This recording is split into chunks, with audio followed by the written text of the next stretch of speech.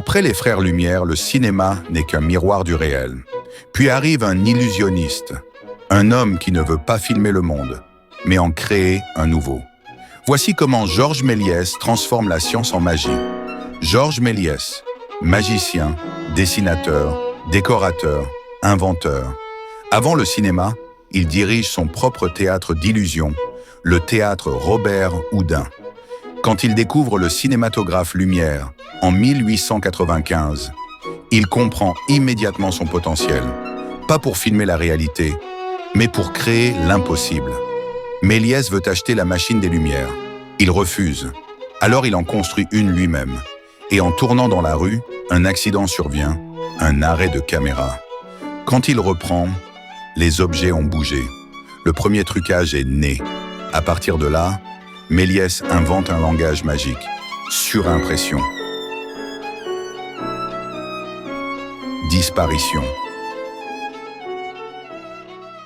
Transformation.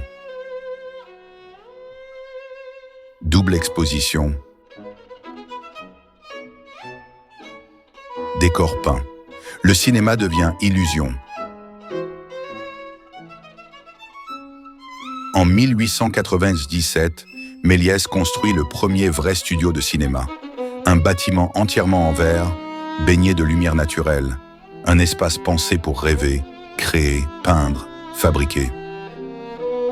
C'est ici qu'il réalise plus de 500 films. Un artisanat total, écriture, mise en scène, costumes, décors, effets tout spéciaux. Méliès fait tout. 1902, Georges Méliès signe son chef-d'œuvre, Le Voyage dans la Lune, la première grande fiction de l'histoire du cinéma. Une histoire, des costumes, des décors gigantesques, de l'humour, du fantastique, et une image devenue mythique, la fusée plantée dans l'œil de la Lune. C'est le premier film spectacle, le premier film qui raconte une aventure, le premier film qui transporte le public ailleurs. Méliès ne filme pas la vie, il filme des rêves. Ses décors sont peints comme au théâtre. Ses couleurs sont appliquées à la main, image par image.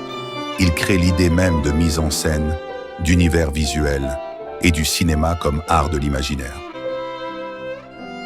Mais au milieu des années 1910, le cinéma se transforme. Les films deviennent plus longs, les productions plus complexes, l'industrie plus puissante. Méliès, artisan solitaire, ne peut pas suivre. Ses studios ferment. Il perd ses films. Il disparaît presque dans l'oubli.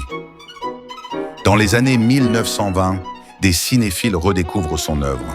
Méliès redevient ce qu'il n'aurait jamais dû cesser d'être, l'un des pères du cinéma, l'inventeur des effets spéciaux, le premier conteur, le premier à comprendre que le cinéma, c'est de la magie.